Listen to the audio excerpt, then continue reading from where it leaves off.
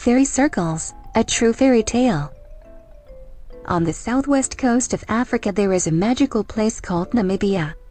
My family and I are traveling there for our vacation. Namibia is like a land that time has forgotten. The land has been untouched for so long, many people believe it has turned magical. For example, the Welwitskia is like a living fossil, a plant that may have been alive for over 1,000 years. Yet only has 2 leaves. That's kind of magical. Or the wonderful colors of the desert, which change with the changing light of the day. Some of the highest dunes in the world are there. The desert itself is one of the oldest, which is why it is such a deep red in places. There are the Tsarist Mountains that seem to show the many layers of the earth crust. There is a place where the Swaka River carved spectacular moonscapes in the granite rock around 450 million years ago. And then, there are the fairy circles. They dot the Namib Desert like a spotted handkerchief.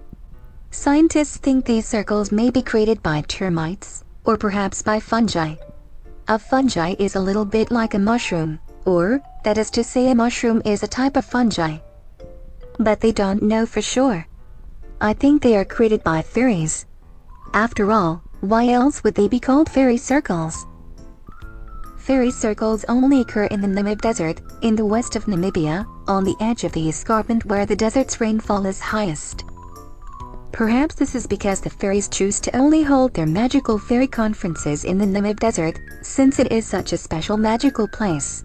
Or perhaps it is because there are lots of big open spaces with very few people, or even animals, in the Namib Desert. Do you think they dance in the day or night? I bet they choose to dance on the plains of the desert in the small hours of the morning. Or perhaps they dance during the daytime when no one is looking. Wherever and whenever they dance, they leave the perfectly formed fairy circles. Where nothing grows inside, only around the edge. Fairy circles come in lots of different sizes. Most are a few meters wide. Some are very big, big enough to hold a small herd of goats or calves. Others are very small, so small you can hardly see them. Fairy circles may be less than 1 meter, up to as big as 30 meters wide. Perhaps the big ones are made by big fairies, and the small ones are made by small fairies.